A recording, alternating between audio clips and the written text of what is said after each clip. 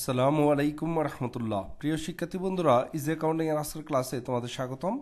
আজকে আমরা BBA second ইয়ারের ইন্টারমিডিয়েট অ্যাকাউন্টিং বইয়ের চ্যাপ্টার 4 কারেন্ট লাইবিলিটিস অ্যান্ড কন্টিজেন্সিস এবং বিবিএ অনার্স ফোর্থ ইয়ারের অ্যাকাউন্টিং ডিপার্টমেন্টের অ্যাকাউন্টিং থিওরি বইয়ের চ্যাপ্টার 9 কন্টিজেন্সিস অ্যান্ড ডিসক্লোজার নিয়ে আলোচনা করব। এই চ্যাপ্টারের উপর আজকে আমাদের ক্লাস নাম্বার 4। তো আজকে আমাদের আলোচ্য বিষয় হচ্ছে ওয়ারেন্টি। ওয়ারেন্টি নিয়ে যাবতীয় যত প্রবলেম আছে এবং ওয়ারেন্টির ম্যাথগুলো কিভাবে হয় সবগুলো ম্যাথ আমরা এই চ্যাপ্টারে এই ক্লাসে আলোচনা করেছি। আজকের ক্লাসটা দেখলে ওয়ারেন্টি রিলেটেড যে প্রবলেমগুলো আছে তোমাদের সেই সমস্যাগুলো আর থাকবে না ইনশাল্লাহ। তো এই ক্লাসটি মনোযোগ দিয়ে দেখায় তোমাদের বইয়ের ম্যাথগুলো প্র্যাকটিস করতে পারবা। তো চলো আমরা আমাদের ক্লাসটি শুরু করি। তো আজকে আমাদের আলোচ্য বিষয় হচ্ছে ওয়ারেন্টি। ওয়ারেন্টি কি এবং কিভাবে ওয়ারেন্টির এন্ট্রি করতে হয় তা আমরা আলোচনা করব।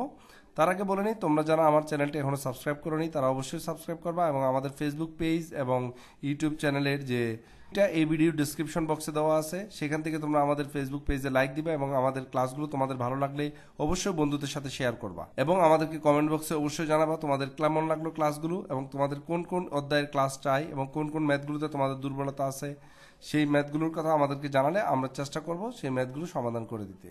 তো চলো আমরা ওয়ারেন্টি নিয়ে কথা বলি। তো প্রথমে আমরা দেখব ওয়ারেন্টি সাধারণত কয় প্রকার। ওয়ারেন্টি হচ্ছে দুই প্রকারে এন্ট্রি করা হয়, একটা হচ্ছে নো সেপারেট মেথড আর একটা হচ্ছে সেপারেট মেথড। তো নো সেপারেট মেথড আর সেপারেট মেথড বলতে আমরা কি বুঝি? নো সেপারেট মেথড বলতে বিক্রয়ের সাথে যেই কোম্পানিগুলো বিক্রয়ের সাথে ওয়ারেন্টি অফার করে সেটা হচ্ছে নো সেপারেট মেথডের ওয়ারেন্টি মেথড। আর সেপারেট মেথড হচ্ছে বিক্রয়ের যে সাথে কোনো ওয়ারেন্টি নাই, ওয়ারেন্টিটা আলাদা করে বিক্রয় করা হয়। আমরা যদি উদাহরণ দিই, যেমন তুমি একটি মোবাইল কিনছো, স্যামসাং একটা মোবাইল কিনছো, সেই মোবাইলের সাথে কিন্তু তোমাকে 1 বছরের ওয়ারেন্টি দিয়ে দেওয়া হয়। এখানে দেখো কোম্পানি যে পণ্যটা বিক্রয় করেছে সেই বিক্রয়ের সাথে কিন্তু ওয়ারেন্টিটা ইনক্লুডেড। তো এখানে ওয়ারেন্টিটা মূলত নো সেপারেট পদ্ধতিতেই হিসাব রাখা হয়। এখন যদি ধরো আমরা অন্য একটা কোম্পানির মোবাইল কিনি, সেই মোবাইল কোম্পানি কিন্তু তোমাকে ওয়ারেন্টি দেয়নি, তবে মোবাইল কোম্পানি সত্য দিছে তুমি যদি যে মোবাইলের দাম যদি 10,000 টাকা হয় সেই 10,000 টাকার সাথে তুমি যদি 2,000 টাকা দাও এক্সট্রা করে তাহলে তোমাকে 1 বছরের ওয়ারেন্টি দিবে। তার মানে তারা পণ্যের সাথে কিন্তু ওয়ারেন্টি দেয় না, আলাদাভাবে ওয়ারেন্টি কন্ট্রাক্টটা তারা সেল করে। তাহলে এটা হচ্ছে সেপারেট মেথড ওয়ারেন্টি। আশা করি তোমরা বুঝতে পারছো। এবার আমরা দেখব এই দুইটা মেথডে জাবেদাগুলো কি কি হবে। ডেট অফ সেল, যেদিন আমরা বিক্রয় করি নো সেপারেট মেথডে ওরা জাবেদা দেয় normally cash debit sales credit বা account receivable debit sales credit. এখানে কিন্তু ওয়ারেন্টিটাকে আলাদা করে দেখানো হয় না। আর সেপারেট মেথড জাবেদা দেয় cash debit sales credit unearned warranty revenue credit. এখানে ক্যাশ ডেবিট সেলস ক্রেডিট আর আনআর্নড ওয়ারেন্টি রেভিনিউ ক্রেডিট, এখানে ওয়ারেন্টি রেভিনিউটাকে আলাদা করে হিসাবভুক্ত করা হয়, সেলসের সাথে দেখানো হয় না। এখন যখন আমরা ওয়ারেন্টি এক্সপেন্স হবে, তাহলে নো সেপারেট মেথডও জাবেদা হবে ওয়ারেন্টি এক্সপেন্স টু ক্যাশ আর এখানেও হবে ওয়ারেন্টি এক্সপেন্স টু ক্যাশ, একই জাবেদা হবে ওয়ারেন্টি এক্সপেন্সের জন্য। যখন অ্যাডজাস্টিংয়ে যাব আমরা, তখন এখানে আমাদের ভবিষ্যতে যে ওয়ারেন্টিটা দিতে হবে সেটার জন্য আমাদের একটা জাবেদা দিতে হবে warranty expense debit estimated warranty liability credit. আর সেপারেট মেথডে আমাদের যে আনআর্নড ওয়ারেন্টি রেভিনিউ ছিল, যেহেতু আমরা ওয়ারেন্টি এক্সপেন্সটা করে ফেলেছি, কাজটা শেষ করে ফেলেছি, তাই এই ওয়ারেন্টি আনআর্নড ওয়ারেন্টি রেভিনিউটাকে আমাদের রিকগনাইজ করতে হবে। তখন জাবেদা হবে unearned warranty revenue debit warranty revenue credit. আমি তোমাদেরকে এখন একটি ম্যাথ সমাধান করে এই এক্সাম্পলটা আমি তোমাদেরকে প্রমাণ করে দেখাবো। তো চলো আমরা আমাদের সরাসরি ম্যাথে চলে যাই। আমরা দেখতে পাচ্ছি ইজি class 4.1 Popinet limited sold 100 coffee making machine, টাকা 7,000 এ পিচ। একটা 7,000 টাকা মূল্যের 100 পিস কফি মেকিং মেশিন বিক্রি করছে Popinet limited together with 1 year warranty. এখানে দেখো তারা বিক্রয়ের সাথে 1 ইয়ার ওয়ারেন্টি দিয়েছে, তার মানে এটা কি no separate method. Estimated cost of warranty machine 400, এটার জন্য খরচের অনুমান করা হয়েছে 400 টাকা খরচ হবে। You are required to make entries sale and estimated liabilities. আমাদের বলছে এই যে আমাদের পণ্যের বিক্রয় এবং এস্টিমেটেড ওয়ারেন্টি লাইবিলিটিসের জন্য জাবেদা দাও। তো এখন আমরা কি জাবেদা দিব? আমরা পণ্য বিক্রয় করেছি ক্যাশ ডেবিট সেলস ক্রেডিট 100 গুণ 7,000, তাহলে কত হলো 7 লক্ষ টাকা। এরপর আমরা এস্টিমেটেড ওয়ারেন্টির জন্য আমরা এস্টিমেট করব 400 টাকা খরচ হবে। Warranty expense debit estimated warranty liability credit, warranty expense debit estimated warranty liability credit. আমরা এখানে একটা অ্যাডজাস্টিং দিয়ে দিলাম যে আমাদের 400 টাকা খরচ হবে প্রতি পিসে, তাহলে আমাদের কত টাকা করে লাগতেছে 100 পিসের জন্য। তো এখানে আমাদের জাবেদাটা হবে warranty expense debit estimated warranty liability credit. প্রতি মেশিনের জন্য 400 টাকা করে, 100 মেশিনের জন্য টোটাল 40,000 টাকা ওয়ারেন্টি এক্সপেন্স দিতে হবে আমাদের। তো আশা করি এই ম্যাথটা বুঝতে পারছো। এবার আমরা আরেকটি ম্যাথ দেখব। এই ম্যাথটা খুবই গুরুত্বপূর্ণ। এখানে আমাদের 2018 সালে আসছিল পার্ট বি এর জন্য। এখানে বলা হয়েছে আর a corporation sells BCR, the corporation also offers the customer 2 year warranty contract. তারা বিসিআর সেল করে এবং তারা 2 বছরের ওয়ারেন্টি কন্ট্রাক্ট অফার করছে। দেখো এই কোম্পানি কিন্তু সেলসের সাথে ওয়ারেন্টিটাকে ইনক্লুড করে দেয় নাই, বলছে এখানে সেলসটা আলাদা এবং ওয়ারেন্টি কন্ট্রাক্টটা আলাদা বিক্রি করতেছে। তার মানে এখানে হচ্ছে separate method. During the 2007 are a sold 15,000 warranty contract 100 each. সে 15,000 ওয়ারেন্টি বিক্রি করছে 100 টাকা করে। দ্য কর্পোরেশন স্পেন্ড 2 লাখ, সে 2 লাখ টাকা ব্যয় করে ফেলছে অলরেডি সার্ভিসিং ওয়ারেন্টিগুলোকে সার্ভিসিং করার জন্য 2017 সালে। And it is estimated additional 8 lakh will be spend in the future, এবং ভবিষ্যতে আরও 8 লক্ষ টাকা ব্যয় করতে হবে। তার মানে তার ব্যয় হচ্ছে মূলত 2 লক্ষ টাকা এবং ভবিষ্যতে আরও 8 লক্ষ টাকা ব্যয় করতে হবে এই ওয়ারেন্টিগুলোকে সার্ভিস দেওয়ার জন্য। প্রিপারে আর এস journal entries sale of contract, এই ওয়ারেন্টিগুলো বিক্রয়ের জাবেদা দিতে বলছে। 2 নম্বরে বলছে কস্ট অফ সার্ভিসিং ওয়ারেন্টিস, এই ওয়ারেন্টিস যে আমাদের যে খরচটা হয়েছে সার্ভিসিং করতে 2 লক্ষ টাকা সেটা জাবেদা দিতে। 3 নম্বরে বলছে রিকগনাইজিং ওয়ারেন্টি রেভিনিউ, এবং ওয়ারেন্টি রেভিনিউ কত রিকগনাইজ করবো সেটা আমরা এখানে দেখাবো। তো প্রথম জাবেদাটা দেখো তোমরা, প্রথম আমরা জাবেদাটা দিব হচ্ছে সেল অফ কন্ট্রাক্ট। আমরা কয়টা কন্ট্রাক্ট সেল করেছি? 15,000 ওয়ারেন্টি কন্ট্রাক্ট সেল করেছি। কত করে? 100 করে। 15,000 গুণ 100 কত হয়? 15 লক্ষ টাকা। তো ওয়ারেন্টি কন্ট্রাক্ট যেদিন সেল করে আমরা সেদিন দেখছিলাম যে cash debit unearned warranty revenue credit. কেন? কারণ হচ্ছে কি, দেখো আমরা কিন্তু টাকাটা নিয়ে নিছি, এখনও কিন্তু আমরা সেবা দিইনি। তো সেবা দেওয়ার আগে যদি আমরা টাকা নিয়ে নিই তখন জাবেদা হয় cash debit unearned warranty revenue credit. এবার 2 নম্বরে বলছে কস্ট অফ সার্ভিসিং ওয়ারেন্টিস।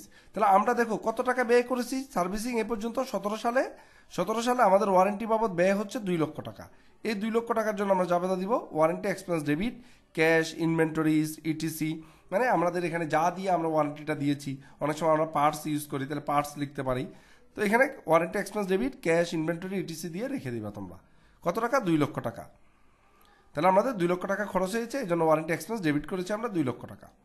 এখন আমাদের রিকগনাইজিং রেভিনিউ, দেখো আমাদের টোটাল যে কাজ সেই কাজে আমাদের টোটাল ব্যয় হবে কত?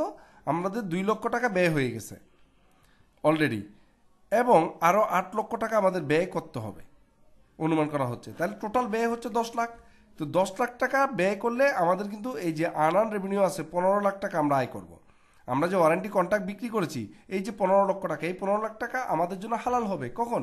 যদি আমরা 10 লক্ষ টাকার ওয়ারেন্টি এক্সপেন্স করে ফেলি, 10 লক্ষ টাকার ওয়ারেন্টিটা দিয়ে দিই। তো এখন দেখো আমরা কিন্তু অলরেডি 2 লক্ষ টাকার ওয়ারেন্টি এক্সপেন্স করে ফেলেছি। তাহলে 2 লক্ষ টাকায় একটা ভাগ আমাদের কি হয়ে গেছে? হালাল হয়ে গেছে বা রিকগনাইজ হয়ে গেছে, তাই না?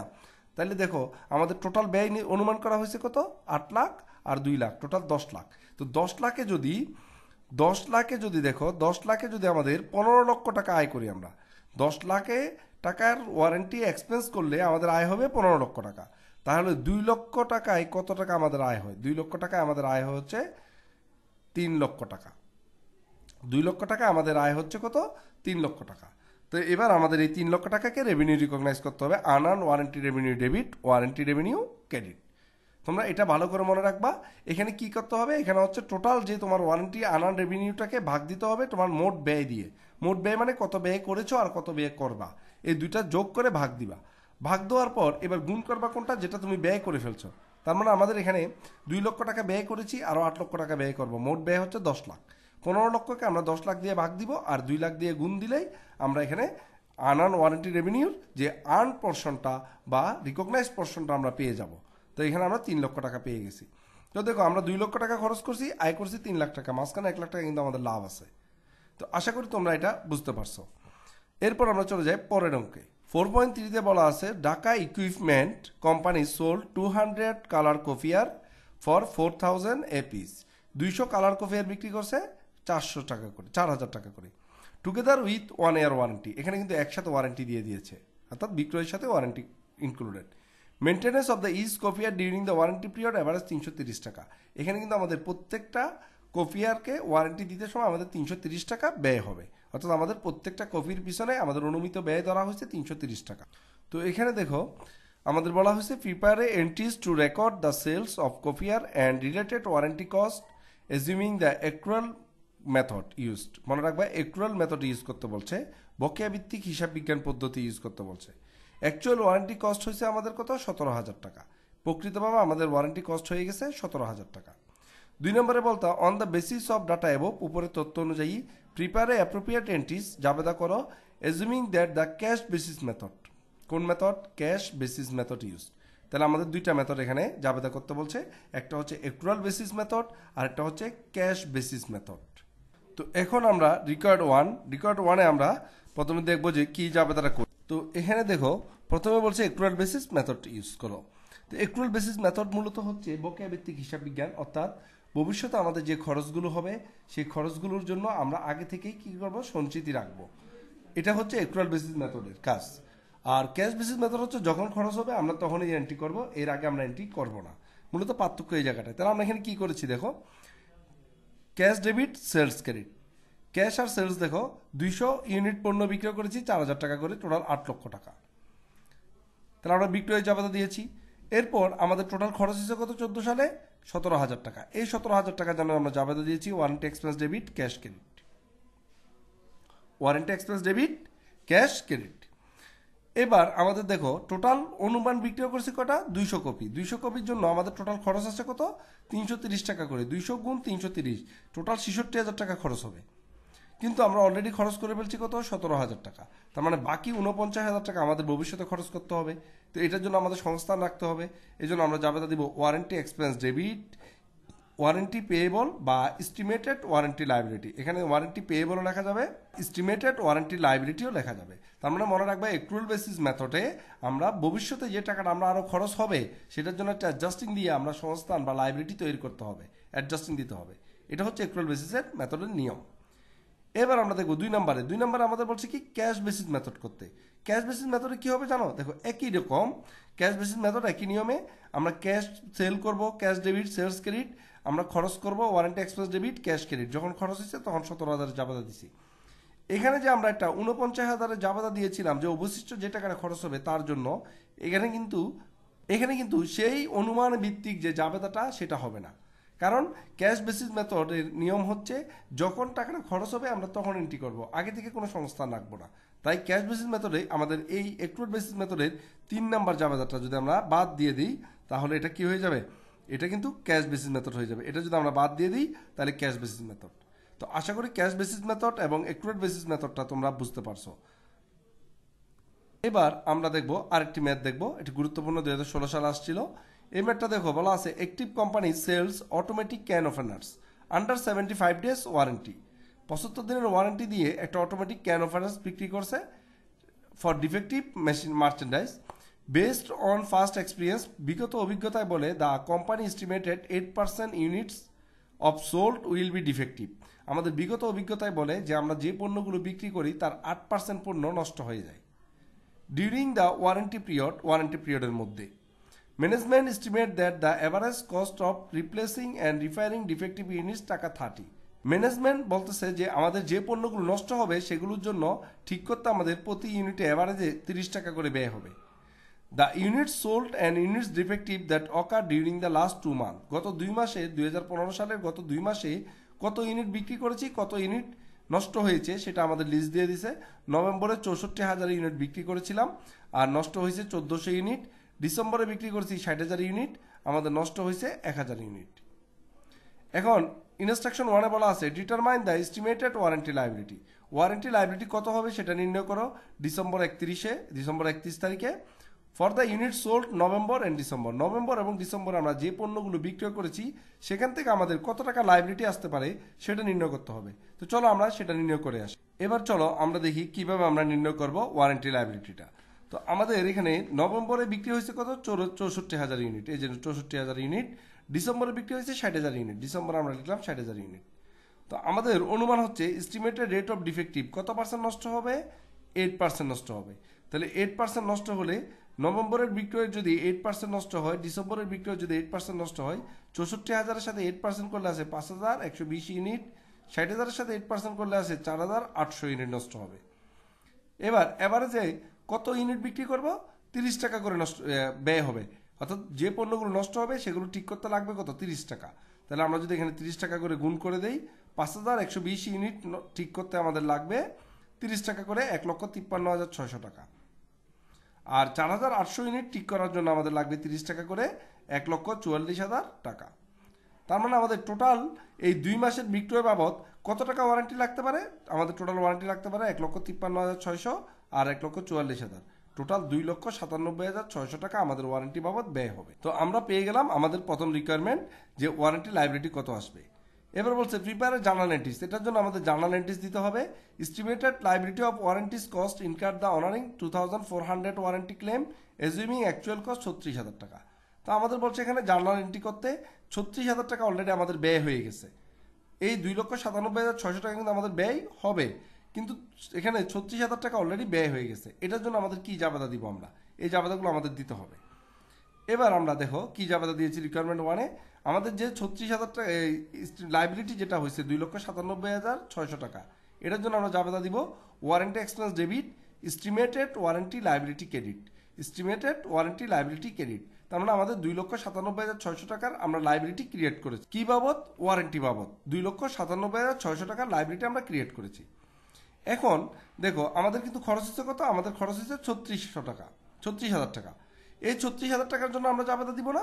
এটার জন্য কি জাবেদা দিব? যেহেতু আমরা এখানে ওয়ারেন্টিটা আগেই অ্যাডজাস্টিং করে নিয়েছি, তাহলে এখন কিন্তু আমরা আর এক্সপেন্স পেড করি না, এখন আমরা লাইবিলিটি পেড করে দিব। Estimated warranty liability debit cash credit. যদি আমরা এই যে টোটাল ওয়ারেন্টিটাকে যদি আমরা লাইবিলিটি ক্রিয়েট না করতাম, অ্যাডজাস্টিংটা না দিতাম, তাহলে এখানে জাবেদা দিতাম ওয়ারেন্টি এক্সপেন্স টু ক্যাশ। যেহেতু আগে আমরা অ্যাডজাস্টিং দিয়ে নিয়েছি, তাই এখন জাবেদা দিতে হবে estimated warranty liability debit cash credit 36,000 টাকা। তো আশা করি তোমরা এটা বুঝতে পারছো। এখন আরেকটা প্রশ্ন তোমাদের থাকতে পারে, স্যার এই 2400 ওয়ারেন্টি ক্লেমস এটার কাজ কি? এটার কাজ আমাদের দরকার নাই, কারণ আমাদেরকে বলে দিছে 36,000 টাকা ব্যয় হয়েছে। যদি এটা বলা না থাকতো তাহলে আমরা এই 2400-র সাথে 30 টাকা গুণ করে খরচটা বের করতাম, 30 টাকা গুণ করে খরচটা বের করতাম। এখানে আমাদের 36,000 বলে দিছে, তাই আমাদের গুণ করার কোনো সুযোগ নেই, আর সরাসরি যা আছে তা দিয়ে আমরা জাবেদা দিব। তো আশা করি তোমরা এই ম্যাথটা বুঝতে পারছো। এখান থেকে তোমরা একটা ম্যাথ পরীক্ষায় পাবা ইনশাল্লাহ। তো ভালো করে একটু প্রিপারেশন নিলে আশা করি তোমরা পরীক্ষায় আসা ম্যাথটা সলভ করতে পারবা। ধন্যবাদ সবাই।